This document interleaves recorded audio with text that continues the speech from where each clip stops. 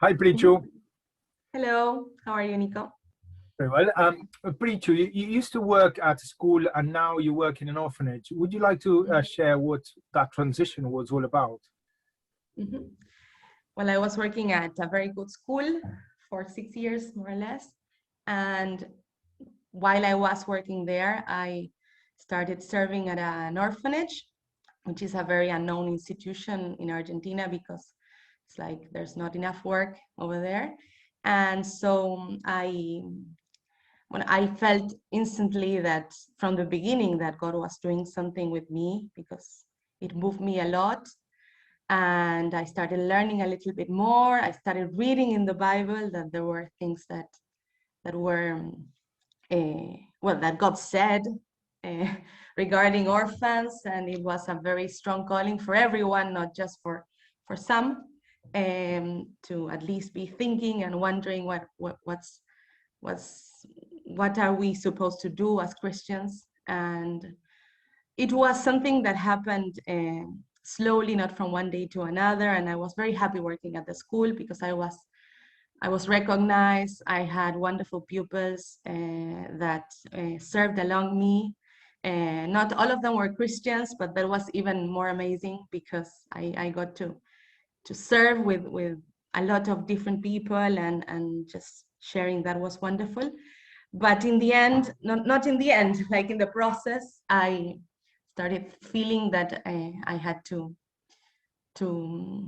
as I learned more and as I took some other decisions like some missionary trips, short missionary trips with organizations that worked with orphans in different points of the planet. And I took the decision of leaving the school to see if I could do something more for orphans.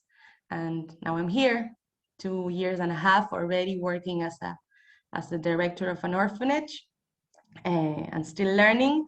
And before that, I was a volunteer for many years, and I tried to learn from the heads of these other orphanages that I volunteered for. And it's obviously a big leap, big change, you Mhm. have your financial kind of safety Mhm. and working in an orphanage is also a very vulnerable position because you're opening your heart and your life to kids who are obviously very hurt. Could you kind of share what were your fears and how did you go through them? Maybe not overcome them, but at least go through them.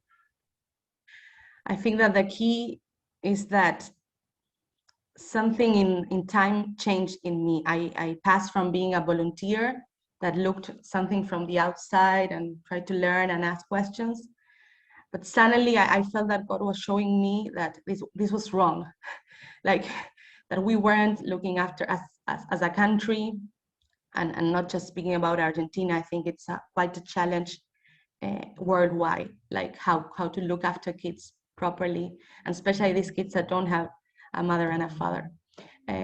But suddenly something changed in me when that um, I felt that I felt indignation. I felt angry and deeply sad with the situation. And it's like when in the Old Testament we read about people that tore their garments, and you read it and it's like a long time ago, something that people did. It's a prehistoric like thing, but it's just being angry at something and saying this is wrong, this shouldn't be happening. So I tried to do something with that and to take action and it's a leap of faith and a step forward. And I felt a lot of uncertainty. I looked for guidance. I prayed over it. But then I felt that it was enough, like that what I needed was to walk on water. And I still feel a little bit vulnerable every day. Uh, and I'm going to continue feeling that way. I know it's for certain that it's a way of walking on water, uh, in being vulnerable. And it's going to be like that because what I only have to do is like point at Jesus, look at him, lock my eyes on him, And what I find wonderful about that passage is that Jesus was also looking at Matthew in the eyes. It's not that Matthew had to look at him. Jesus was looking at him, and he wasn't looking at the storm. He was fixing his eyes on him. And so when I understood that he was going to be along the way with me, it's a leap of faith every day, just not the day I left the school. And I feel I feel everything that I'm supposed to feel, the emotions that God gave me to feel, but that make me dependent. But I cannot say that every day it's like, I sometimes think, is this the right path to go on? And it's an everyday decision. But I feel that reward. Maybe it's not financial. I cannot say that I'm lacking anything. Just God gives me everything that I need, and it's enough and it's sufficient. But the reward, it's different. It comes in intimacy. It comes in knowing that I can be brave because He is brave for me. That I can take a step because He is walking before me, and He has taken it before me, and the reward comes in peace, comes in joy, in the joy of doing what I'm called for. But it's something that I have to decide every day, and also do it inside within a community.